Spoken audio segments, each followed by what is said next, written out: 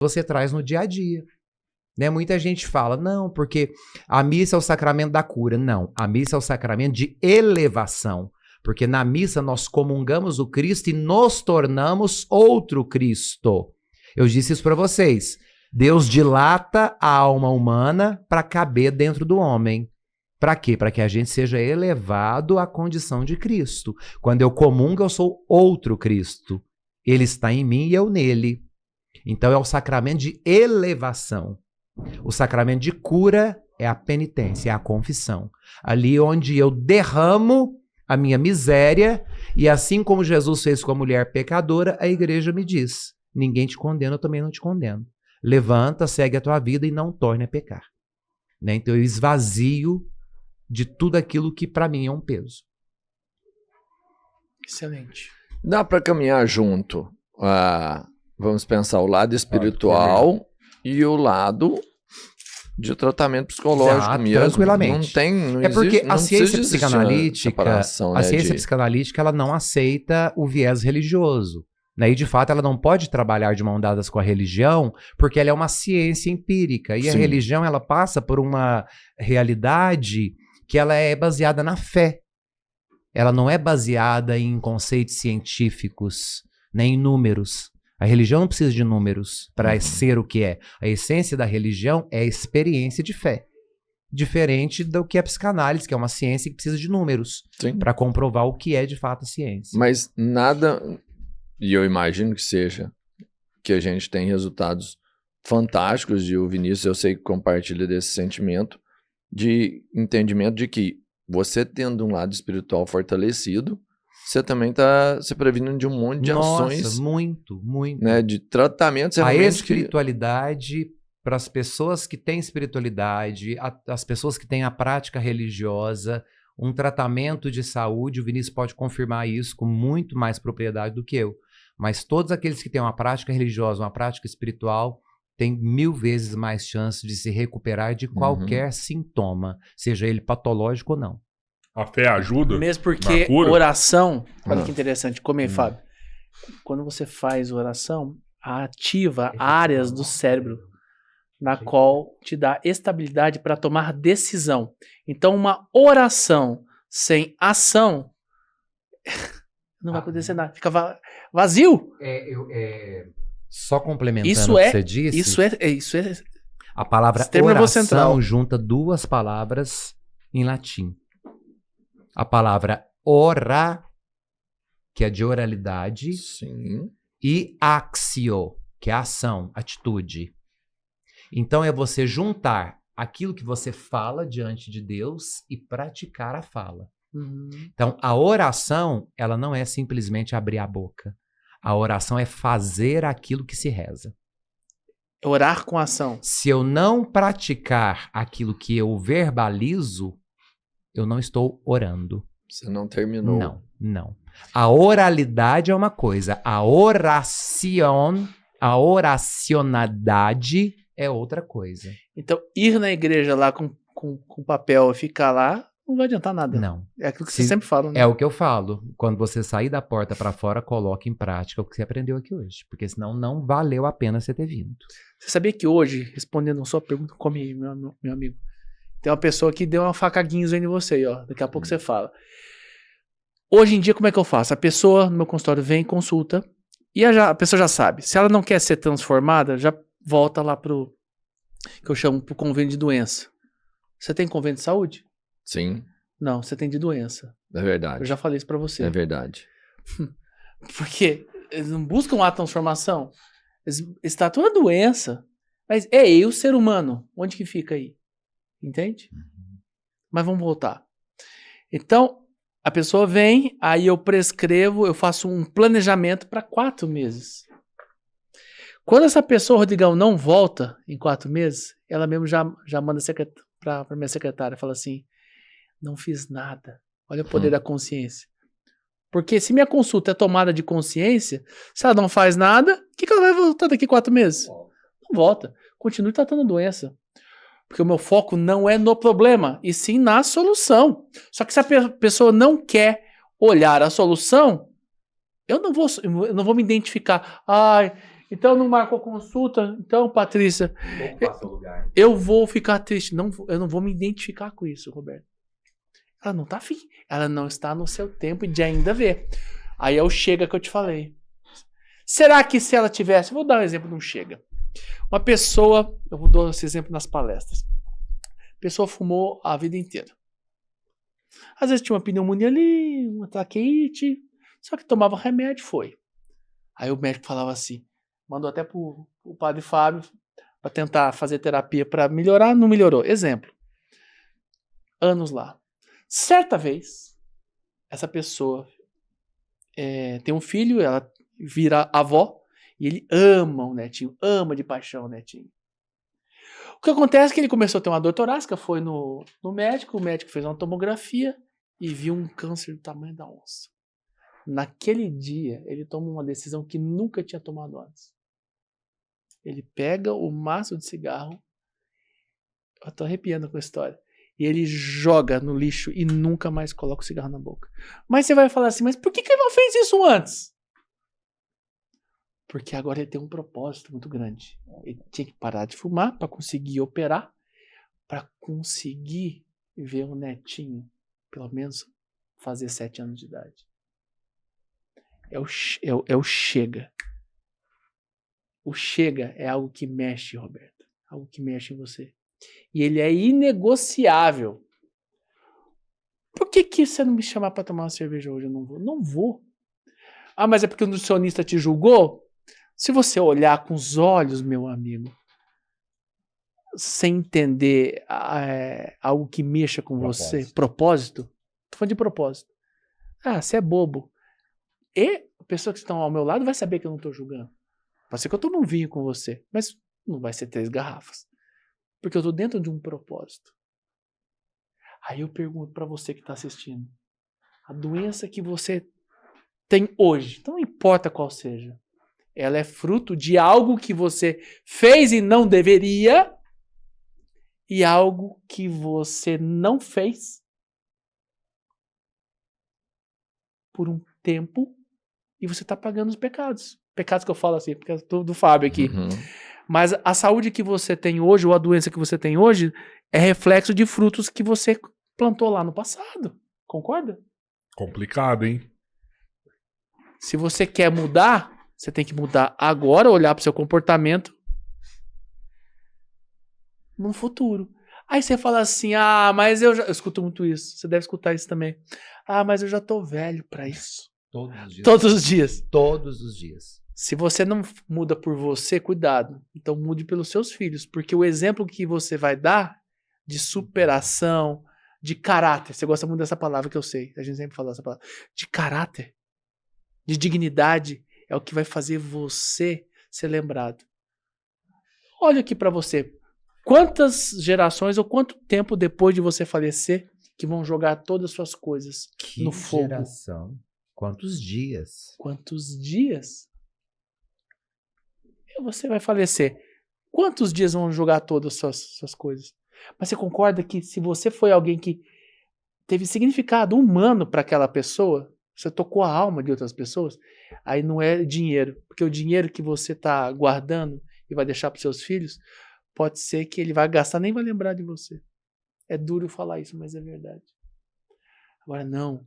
Putz, meu pai, minha mãe fez algo pela humanidade, fez algo pela nossa família, fez algo pelas pessoas que realmente precisavam. Ele cresceu, ele contribuiu, ele fez algo diferente quando passou por aqui.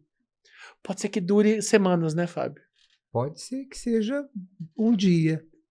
Papai morreu dia 1º de maio, nós sepultamos ele no dia 2, no dia 3 eu recolhi todas as coisas dele, tudo aquilo que estava em perfeito estado, porque o papai ficou na cama muito tempo, você lembra, né? Sei. Então, assim, as roupas novas, tinha roupa com etiqueta, né? Eu levei tudo, doei tudo. E o que ficou do meu pai foi um chapéu que eu dei pra ele quando eu vim da Espanha. Ele adorava esse chapéu. E a bengala dele que eu uso hoje. Porque quando eu tô com muita dor, eu uso a bengala do meu pai pra poder me apoiar. É o que ficou do meu pai.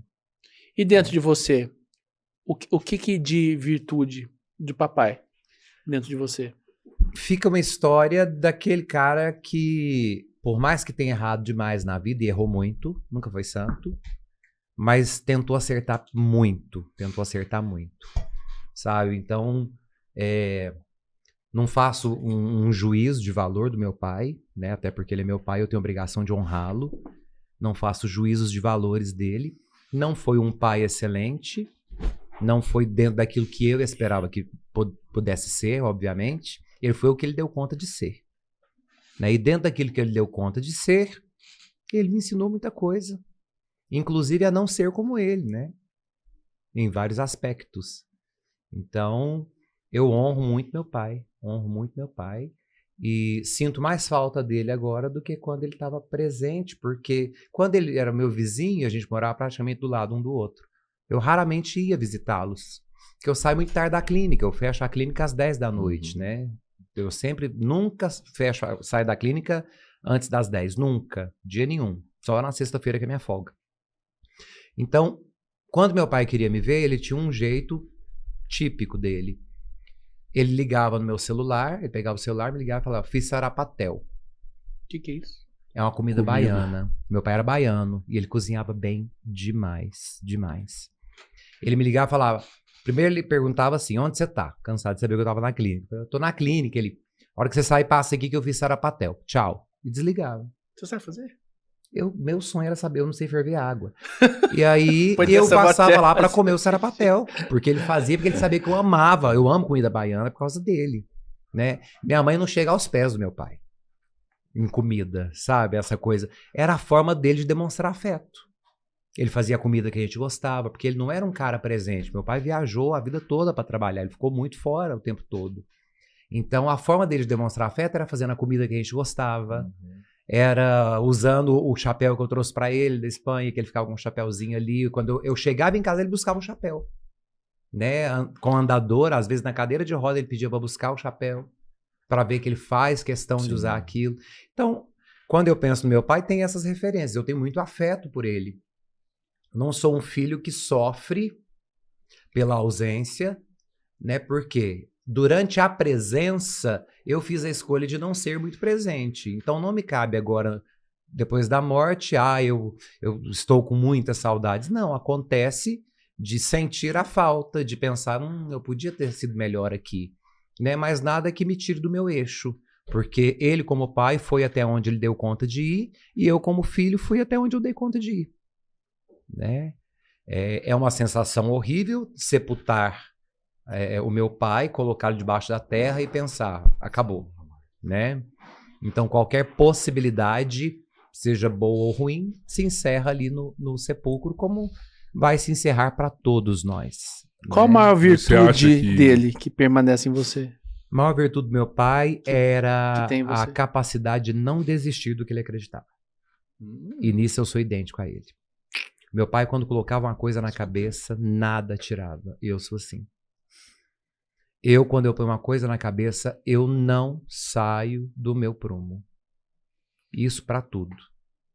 Pra tudo. E você acha que acabou mesmo? Você acha que um dia você vai ver de novo?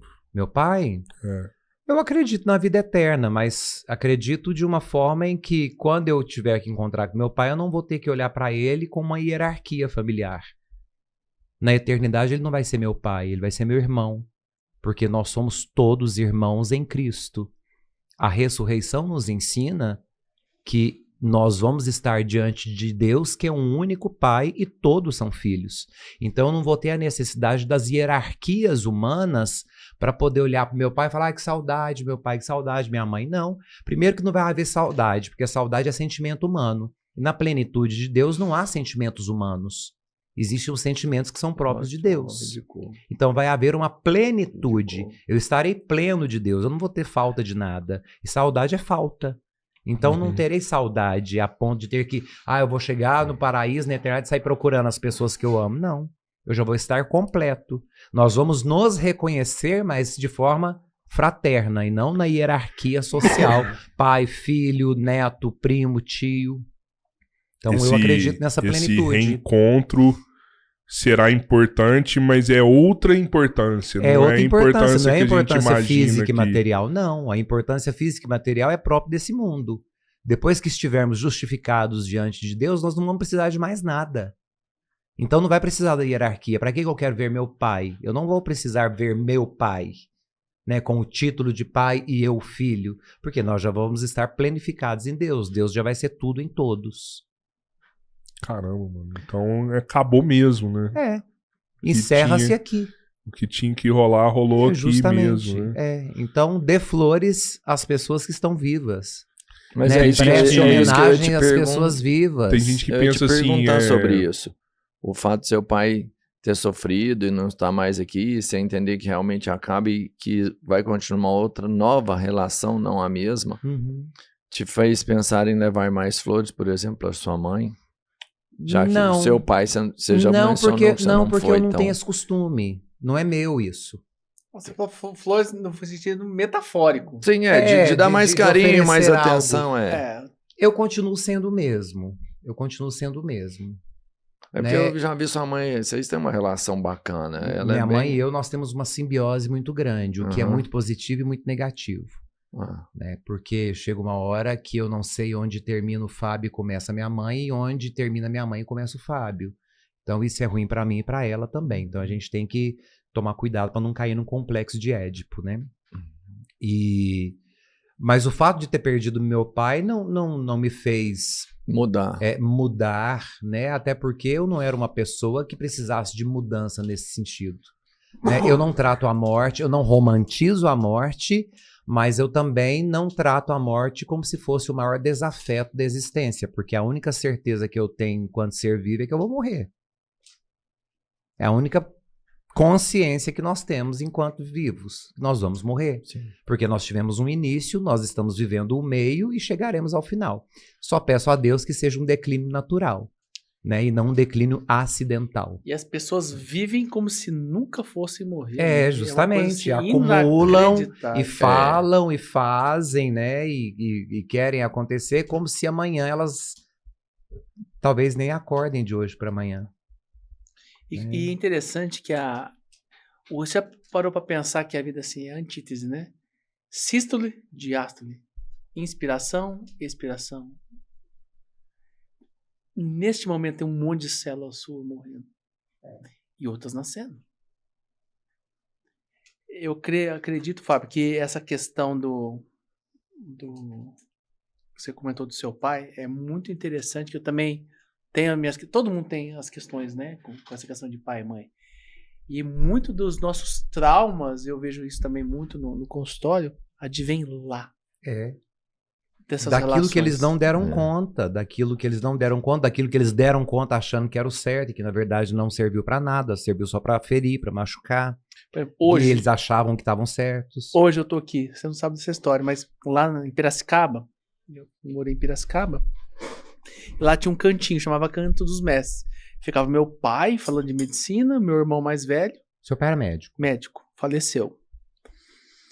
E eu falei assim, gente, eu precisava fazer parte disso. E eu muito criativo, eu queria fazer marketing, queria mexer com outras coisas, mas eu falei assim, eu quero ser aceito. Olha só que loucura. Então tá, pra mim ser aceito, eu tenho que fazer medicina? Então vamos lá. Comecei a estudar. Fiquei 3 anos fazendo medicina. Cursinho. Até entrar. E quando eu termino, eu formei em julho de 2002. Eu formei em julho de 2002, meu pai falece em 2003, em janeiro. 11 de janeiro de 2003. E meu pai falece de câncer, meu pai era médico, de câncer de intestino. Não se cuidava. Tinha a questão do alcoolismo. E pra você ter uma ideia, meu pai era o melhor amigo do Lair Ribeiro. Lair Ribeiro. Então, assim, eu conhecia essa medicina integrativa por ali.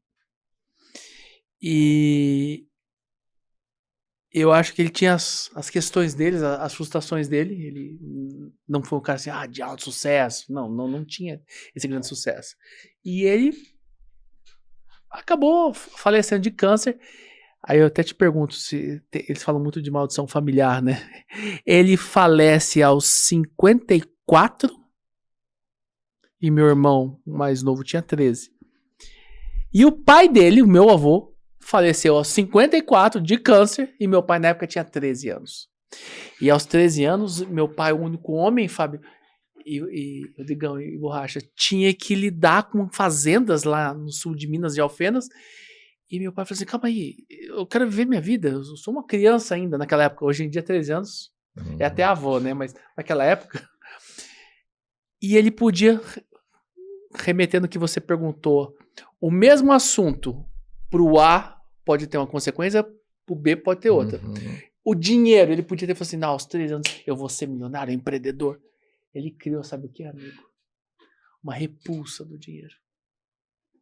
Tenho nojo de você. Você acabou com a minha vida, você... Entende? Criou um espírito anti-prosperidade. Foi o que aconteceu com ele. Então, assim, e ele passou isso pros filhos.